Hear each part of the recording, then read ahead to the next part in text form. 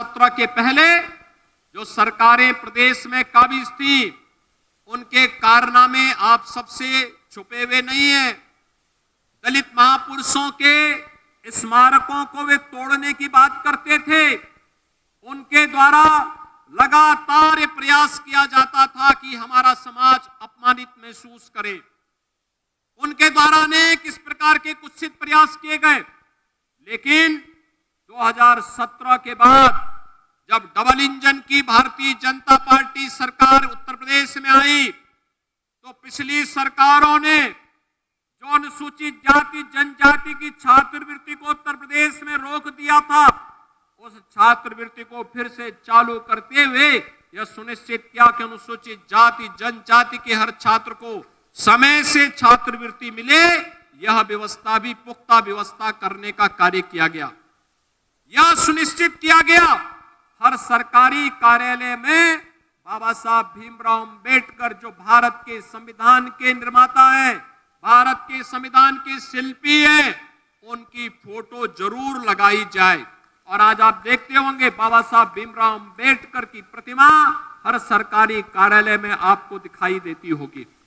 आपने देखा होगा कि बाबा साहब भीमराव अंबेडकर से जुड़े हुए पंचतीर्थ, ये प्रधानमंत्री मोदी जी की प्रेरणा से ये डबल इंजन की सरकार ने, जहां जहां भाजपा की सरकारें थी, इन सब ने मिलकर के तैयार किया, बनाया। लेकिन इससे पहले बाबा साहब भीमराव अंबेडकर के प्रति पिछली सरकारों ने वोट बैंक के लिए भले ही इस्तेमाल किया होगा, लेकिन सम्मान का भाव व्यक्त नहीं किया। आज तो हमारी सरकार लखनऊ में भी बाबा साहब भीमराव अंबेडकर जी की स्मृति को जीवंत बनाए रखने के लिए एक अंतर्राष्ट्रीय केंद्र की स्थापना कर रही है। इसी वर्ष के अंत तक वह केंद्र बनकर के तैयार हो जाएगा। हमारी सरकार ने, डबल इंजन की सरकार का प्रयास है कि लालापुर, जो महर्षि वाल्मीकि जी से जुड़ा हुआ पवित्र स्थल है, उसके पुनरुद्धार का कार्य वहां पे डबल इंजन की सरकार कर रही है। ये डबल इंजन की सरकार का ही प्रयास है। संत रविदास जी की पावन जन्मभूमि सीर गोवर्धन वाराणसी में, वहां पर व्यापक पुनरुद्धार और सुंदरीकरण के एक बड़े कार्यक्रम को सरकार ने हाथों में लेकर के इस कार्यक्रम को आगे बढ़ाने का निर्णय लिया है। भाइयों बहनों, डबल इंजन की सरकार हर हाल में सम्मान और सुरक्षा प्रदान करने को तैयार है, पूरी प्रतिबद्धता के साथ कार्य कर रही है।